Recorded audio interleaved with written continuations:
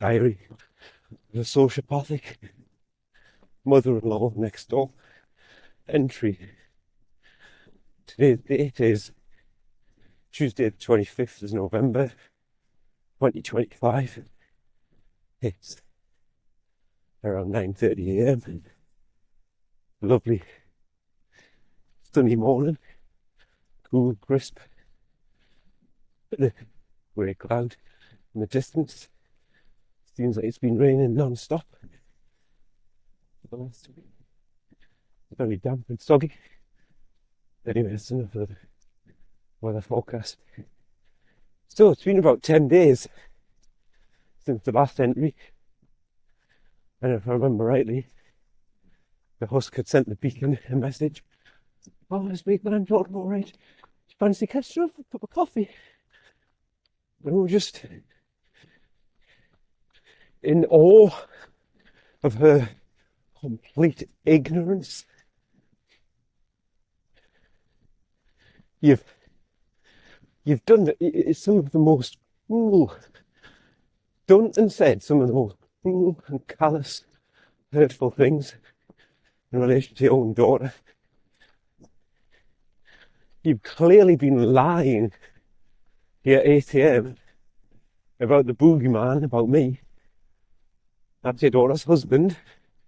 You've clearly been telling complete lies, 180-degree lies. Total inversion. Because of your satanic mindset. You've clearly been telling lies about me. And the 8 a.m.'s lapping them up. And that's your daughter's husband. That's your granddaughter's dad. You've obviously been lying and manipulating to your own granddaughter, which I've discovered. And you sent that voice message recording accidental. And you just come out with, fancy going for a cup of coffee? Fancy catching up? What, are we meant to just put all of those things that have never been apologised for, never been truly dealt with, those wounds, we don't bother healing them, we just cover them up, sweep them under the carpet, and never ever get peace. Because you don't want peace, do you, Husk? You want quiet. Let's not grab the peace. Especially when you're look, you've never apologised. Let me just say that. We won't look from text. Anyway, this is not how people should behave around each other. This is no respect for boundaries, no respect for what you've done, no self-respect, self-reflection. It's, in other words, it's antisocial behaviour. Doesn't mean you're going around throwing bricks through windows. It's just you cannot commune, socialise, or have anything to do with somebody who has no respect for boundaries and rules. And rules as in, your own, like just boundaries, those types of rules. Respect for your wishes. The common knowledge, rules and boundaries that everybody should know about. You shouldn't have to tell them, explain them, hammer them home. It's anti-social, because she's a sociopath. She's got an antisocial behavioural disorder. She's got a disorder of her soul. her behaviours, her thoughts, emotions and actions are in opposition to what she knows is right. Disordered. So, 10 days has passed. We haven't done anything about that text. Beacon hasn't responded. Our daughter hasn't responded. We told her that we weren't going to bother. We've told our daughter that, we've tried all sorts, including, the last kind of ditch attempt to get the message through by being pretty brutally honest. And none of the approaches have worked. So now it's just ignore. But anyway, another weekend couldn't go by without some sort of attempt by her to get a clause into our family. So our daughter has, in WhatsApp, she's archived her or something like that. And it means she doesn't get any notifications. I think this is right. She doesn't get any notifications if she gets any message into an archived chat. But if she chooses to go in and have a look, she'll see the messages. Now, I don't know what that shows to the sender. I'm guessing it'll just show that it's been delivered but never read. So anyway, that's what she's done on WhatsApp. Our daughter archived her. You want to do more than archive a pet. Permanently archive. Yes, I suppose. So, don't know if she's tried to text her again since she hasn't responded to our message a week ago. Don't know if she's tried to text her again on WhatsApp. But lo and behold, last night, about 9 o'clock, she gets a message on Facebook. I was just trying them all now. Can I get through to her on WhatsApp? I'll try different means. And she says something like, "Hi darling, don't know if you know, but I've been trying to message you. Don't know if you're receiving them. Would you like to meet up somewhere? Miss you loads." I'm like, you're just desperate, aren't you? Desperate, but not to see her, not to see your granddaughter. You're desperate to just antagonise your own daughter and son-in-law, mainly own daughter. In fact, absolutely her own daughter. I'm just a byproduct. You never bothered with your granddaughter for months and months. You ran away from home on the 20th of August. Never heard from you for 8 weeks or whatever. It was then another few weeks until we actually got you shipped out. During that whole entire period, even a few months before that, but certainly during that running away from home period, never heard anything from you. Nobody in this family has, including your own granddaughter. And then, whoa, all of a sudden,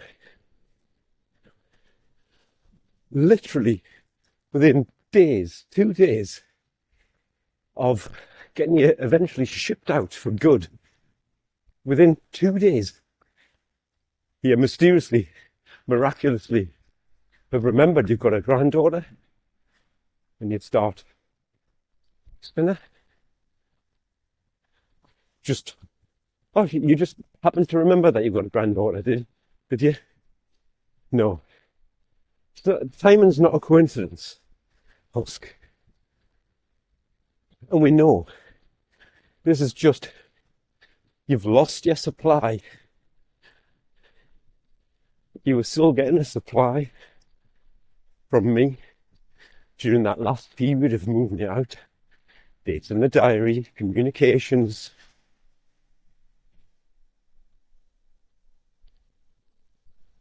Coming over to pack up and whatever. It doesn't matter. It doesn't matter whether it was easy or awkward or whatever. It doesn't matter. It's all supply. All of it. And then that was cut off. You couldn't bear that final day. Because you wanted to make a drama out of it for 8 a.m. And now your supply is cut within 2 days. You're trying to get your vampire teeth back into the bloodstream of this family via our daughter. That's it. And you want to antagonise your own daughter because you hate her. And you can't bear that your granddaughter is ignoring you. And your delusional, paranoid ego brain is probably telling you that me and the beacon are forcing her to ignore you and influencing her, maybe even controlling her. Which is why you've chosen a different medium, isn't it? You think, oh, I'll try and bypass the controls by using a different medium. No. It's not how it works, Husk. Because you are stupid, dense, like lead weight. That's not how our family work. And if you knew one little thing about this family, you'd know that. But you don't. You don't know anything about us because you don't take the time to get to know anybody.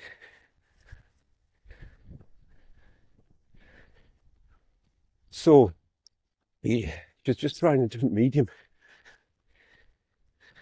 So she sent that Facebook message last night, and I was obviously triggered as... You don't get the hint, Husk? Can you not get the hint? And this is a 15-year-old girl.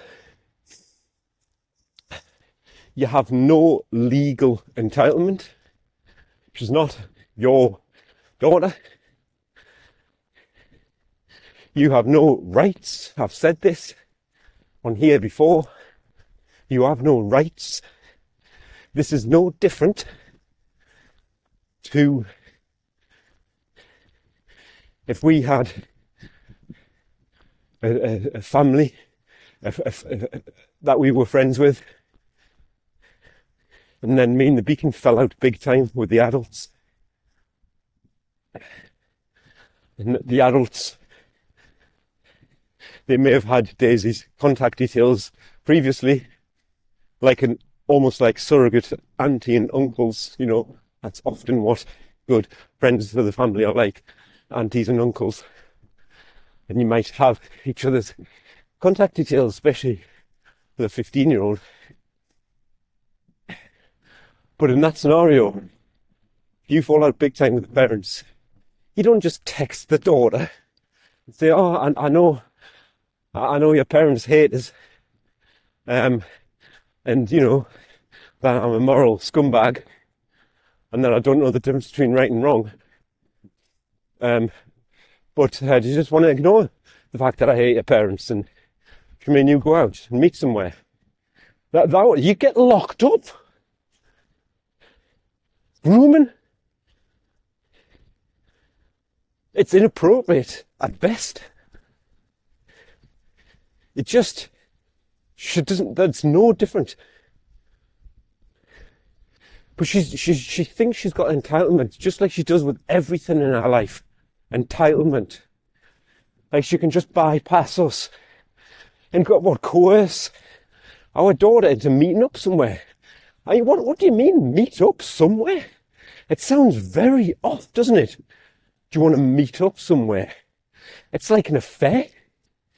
Because it is an affair. Because what she's doing is, she's asking her daughter to cheat on her parents. I.e., to go behind their back and go and see somebody who her parents don't want her to see. That's what she's asking her to do. Do you want to meet somewhere? You choose. It's just the fact that you're meant to be a mature adult. Obviously, we know she's not. But you're meant to be a mature adult. How does that sound? Do you want to meet up somewhere? Well, because the somewhere is because you know for a fine fact that she will go nowhere near that house that you live now. And you do not have the balls to come to our house. You don't have the spine because you're a coward. Deep down beneath the hubris is a weak, spineless coward of a being cowering away, scared of everything and everyone. So you know that neither house is possible. She's 15. Where the hell do you go with a 15-year-old? Do you want to meet somewhere? That's what what was I saying? You're meant to be a mature woman. How does that even sound? It sounds weird. It sounds like, I know that you know. This is what it sounds like. In other words, this is what she's saying. I know that you know that everything's messed up. I know that you know that your parents blame me, rightly so.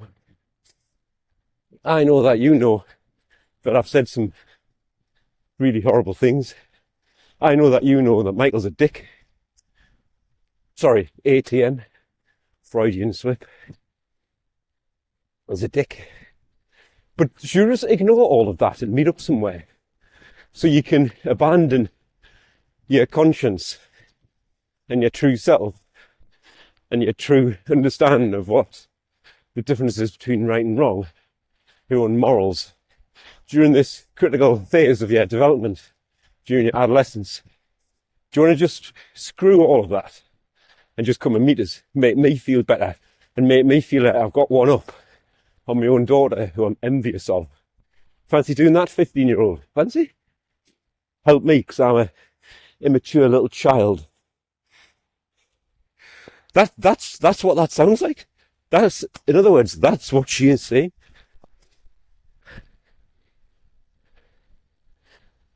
And she's just got no comprehension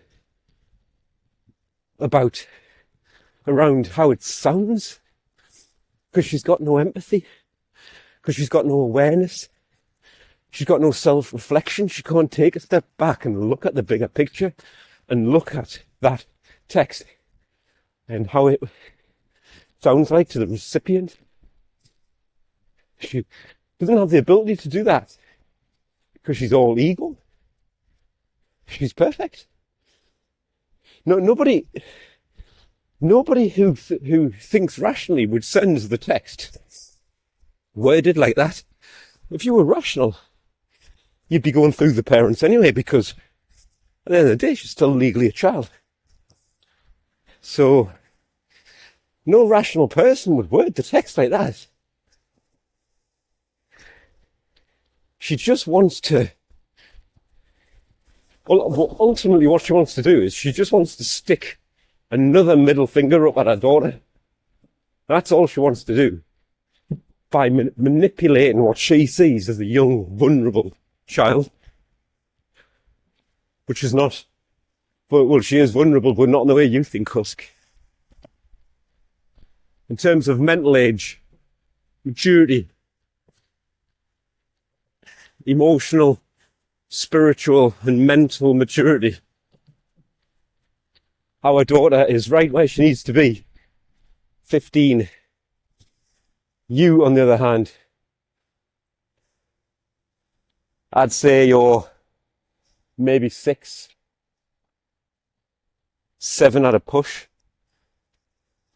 And I know because I've recently had a 7-year-old. Just 7 years ago, I had a 7-year-old. 7, 8 years ago. So I'm speaking from experience. So she's not vulnerable, not like you think, Husk. And you're just using her. You're putting her in the middle. The Husk is one of those people that, if you told her this story, but from somebody else's, it's somebody else's story. And you're just telling her somebody else's story. But the situation was identical. She's the sort of person, you shouldn't bring the kids in. You shouldn't bring the kids in between her parent, in between adults. You shouldn't put them in the middle, making them choose. Shouldn't do that, that's wrong. If you want to see your grandchildren, you should always make sure that parents are happy as well. She's the sort of person that would agree with that. Now she's in it. She can't see it. Because what's actually going on, when she agrees with things, that's all she's doing. She's just agreeing. It's just somebody saying something. She doesn't put any thought or imagination into it. Sounds reasonable, so it must be. She's just agreeing. If somebody said the complete opposite, was telling the Husk story and said, the grandparent wouldn't contact the grandchild direct, was going through the parents, but the parents were telling her to back off. And if that person's opinion was, the grandparent should just stuff the parent and go and contact the grandchild direct, because a grandchild needs the grandparents. Should agree with that as well. She just agrees, because she's a sociopath. She doesn't know how to kind of integrate into normal society. You know, the social, and work out what social norms are. Common sense, common knowledge in terms of social norms of behaviours, rules, boundaries. She doesn't know how to do any of that. So she just has to agree with whoever's laying it out to her.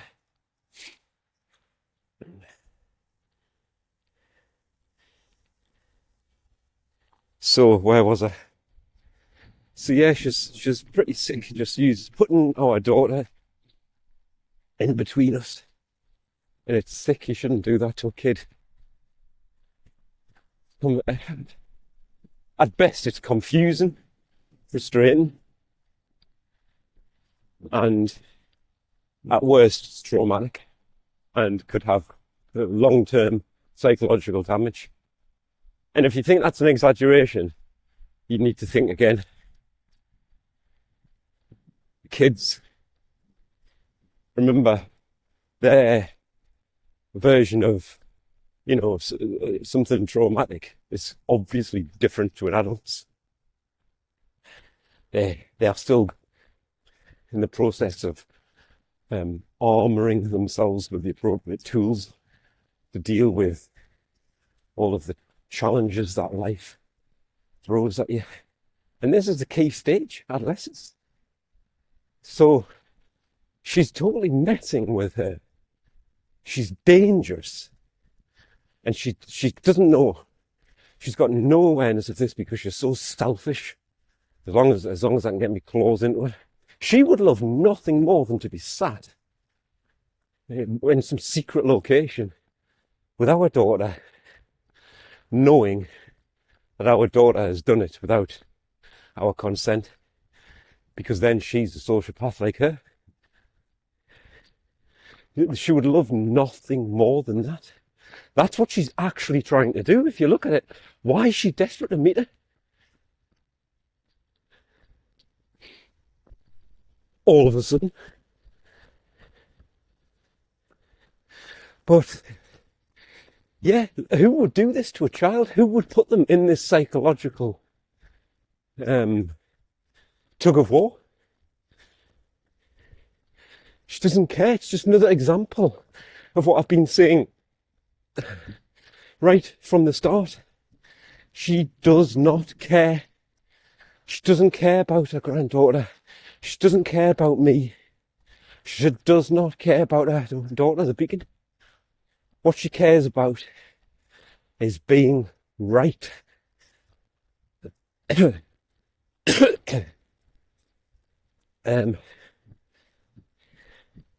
She's sick. So last night, triggered it's got us all wound up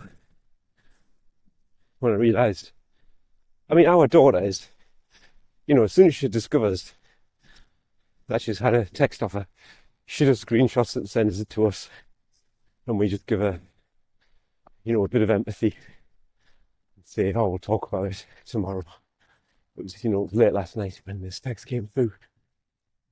So I said to the beacon last night in bed, you need to text that. Doesn't matter about anything else. Doesn't matter about the text that she sent you. Well, do you want to meet for coffee? Just ignore everything. Stick to the short and sweet. Stop texting and harassing our daughter. She'll reply when she wants to. Stop. And that's it. That's all that needs to be said at this point. It's tempting to ignore. And we would just ignore if it was just to one of us two. But this is a 15-year-old young person who's, who knows exactly what level of maturity she's at in terms of dealing with this situation. She shouldn't be put in a position where she has to deal with it. So we're going to step in, stop, Husk. And so she's done that this morning. The beacon sent her a text just before she went into the office. Just words to that effect. Stop sending our daughter texts. She'll reply when she's good and ready. This is not helping the situation. I don't know why she put that a bit on, because what she's doing is she's helping her by saying that. I know what she's trying to do. She's trying to play to her empathy. She hasn't got any. So she sent that text this morning. She can't take, she's not allowed her phone in the office. So when she needs to send a text, the Husk, she always just does it. Before she goes in the office, and then she knows she can't look at her phone for the rest of the day. And see what stupid, senile, dense response comes back. So we'll see what response comes back tonight, if anything. And we decided that it was best coming from the beacon, because in the beacon's own words, she's got absolutely no respect left for me. And I said, I know. She never had any. Just acted like she did. But yeah, if I sent her that text, she would just ignore us. Or she'd probably say something back like, who do you think you are? My grandchild. She'd wind us up, in other words.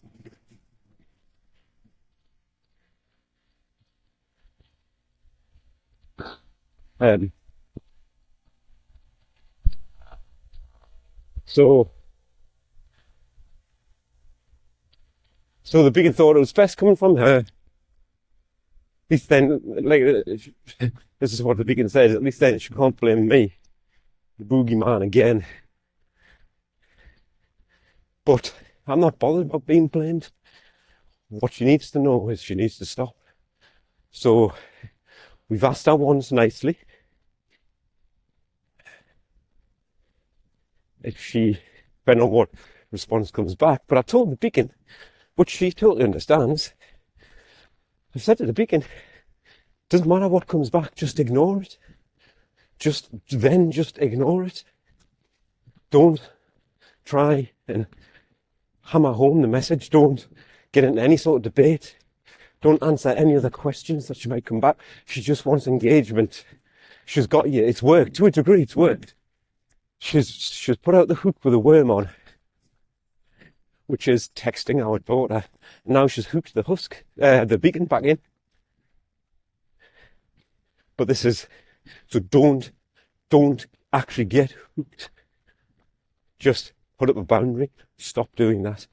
Don't get hooked back in, because she now knows, this is how these sickos work.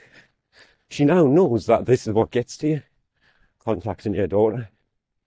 It's not going to stop. It's a supply. That's a supply chain.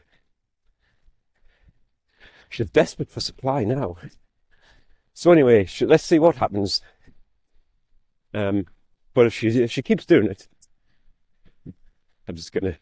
I'm gonna intervene and say this is now harassment. Do it one more time and I'm reporting it to the authorities.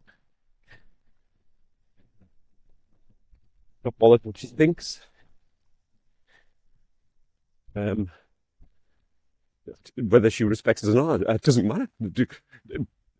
Ignorance, Husk. Because if you do it again, then you will. In fact, I'll report to the authorities straight away. If I have to say stop, this is any point from here, this is classed as harassment. At that point, I'm going to report it to the authorities, just so it's on record. I'm not expecting them to do anything, but they'll have to put it on record. And then what that means is, if you ignore me, like your hubris wants to, you'll instantly have triggered, that sort of piece of law. You'll have now stepped into it, or you've broke it, I should say, but you've stepped into the piece of legislation, and you now are playing the part of somebody who's disobeying that piece of legislation. So that's what I'm going to do. And then we'll see what happens. I mean, it'll all just be more feed for her. She'll now have more victim supply. Oh, look what he's done. He's now made it hard for us to see me daughter. I don't care. Her protection is all I care about. And if, as her parents, until she's mature enough to deal with you, a complete evil sociopath, then I'm going to protect her. I'm the protector. You get it, Husk? So we'll see how this pans out. But what? It's so obvious, the timing. She's lost her supply, and now she's trying to get a feed via our daughter. Why does she hate? Why does the Husk envy her own daughter so much? The beacon. Because she is, every day, she's a reminder of everything that she wishes she was. And she has everything that she wishes she had, i.e. happiness, self-love, internal validation, self-esteem, morals, loyal family. And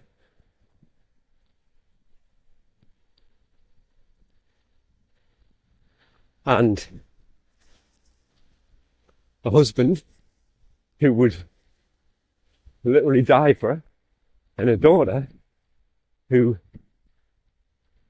is already an independent human being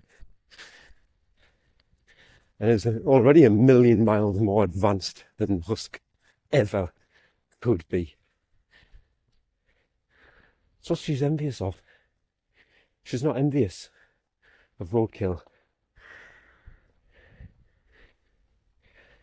And she doesn't get the same supply from roadkill. Poor quality food. This is prime, top of the range, organic fuel, the best on the market. That's why she's envious, and that's why the supply can't be stopped.